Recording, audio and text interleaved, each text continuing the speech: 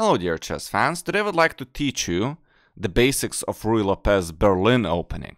A lot of my students, they start not liking the main line Ruy Lopez due to the fact that the bishop on e7 is closed. Let's take a look at that.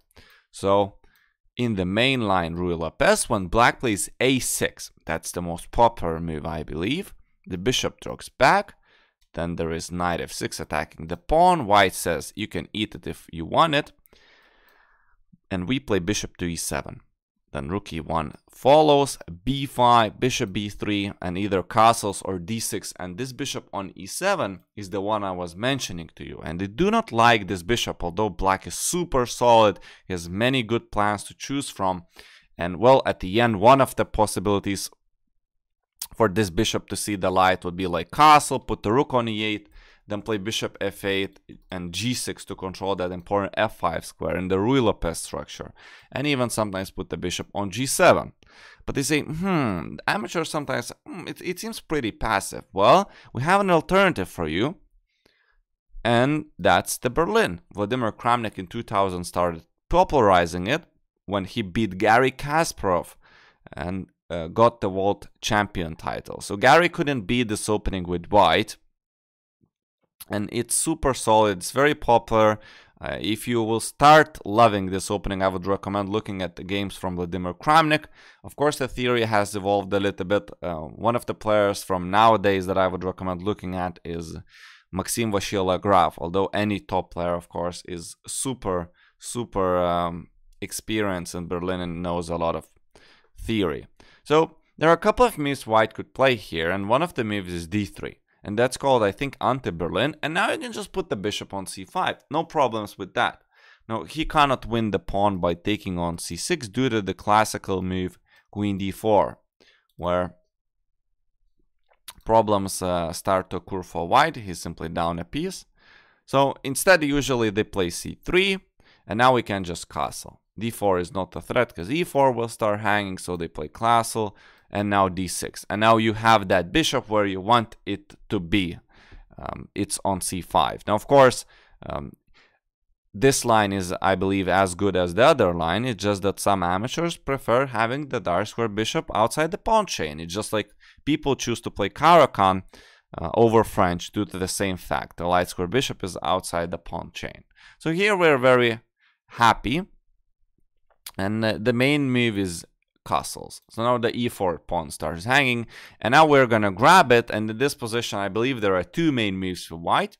Now you see your king is in the center, so I believe the main move which makes the most sense is d4, because white wants to open up the position when your king is still in the center. And regardless of which move white would have played, rook e1 or knight or pawn to d4, we're simply gaining a tempo and attacking the bishop there. So he takes our knight, we take this, he takes on e5, very forcing line, knight f5, and we enter this endgame, where Gary couldn't beat Vladimir Kramnik in 2000 and lost the title.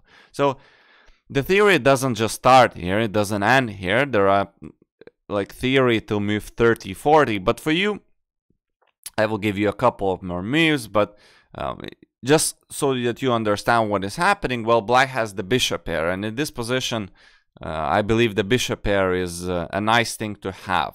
So if the game continues for a longer time, I think that black is happy for having that asset. Well, white also hates that pawn on e5. It's kind of more of a burden for him because it restricts the dark square bishop. If the pawn was, let's say, e3, e2, e4, the bishop later could just go to f4, and that would make white's position a lot better. Even I believe if you would turn this position stockfish and put the pawn on e3 instead of e4, the advantage would be like half a pawn more for white. For the same reason. Also, it's a weak pawn that black could later start attacking. Now, on the other hand, black's king is the one that stands out. It's really a bad king on d8, even if the queens are off the board. Black has to find a way to connect the rooks and develop his pieces, while white can develop with tempo. Per se, the first move that comes to my mind is rook d1. And also black has doubled pawns here, so it's very hard to create a passed pawn on the queen side for black. So in general, the the position is very much balanced, and as the practice shows, it's very theoretical, with equal chances, I believe, for both sides. As always, white should have a small higher percentage of wins, but I believe that it's very, very drawish, which you might want with the black pieces. So usually white, instead of giving the check on d1, he wants to put the other rook on d1, so that the f guy would come to e file, and then both rooks are gonna be on centralized squares files, and they start with knight c3. Then you're simply playing prophylactic move king e8, because you will have to eventually move the king there anyway. Rarely they play bishop d7, b6, and sometimes in some cases you can even put the king there, but I just recommend staying with one line. Like if he plays rook d1 or knight c3, you still play king e8. White plays h3, black just stops his ideas a little bit with h5, and then in some cases the rook will find its play due to the help of h5. So white plays bishop f4, then black starts developing with bishop e7, then he puts the other rook on d1. Now he's happy because the other guy can come to the e file. Bishop e6, and now knight g5, and the idea of h5 in some cases is rook h6. And the theory, like, that's only the starting position here, but you are no grandmaster. So you're gonna have a lot of fun by testing many different ideas and in this endgame. And also the problem with a lot of amateur players is they do not get to play the endgame because they lose in the middle game or opening. But in this case, well, you can call this a middle game. I think Gary was the one that said it's a middle game, but to me it's like still an endgame because queens are off, and you can test your knowledge and practice your endgame skills. So that's one of the positions that you could get to. Another type of line, which is the main sideline, so to say, is if white plays rook e1. But same thing, we play knight d6, we gain the tempo on the bishop. Very important. So white takes on e5, knight takes on e5, rook takes e5, bishop e7. Now the bishop is hanging. So the bishop is dropping back all the way to f1. And now we simply play castle. Then d4, bishop f6, rook e1.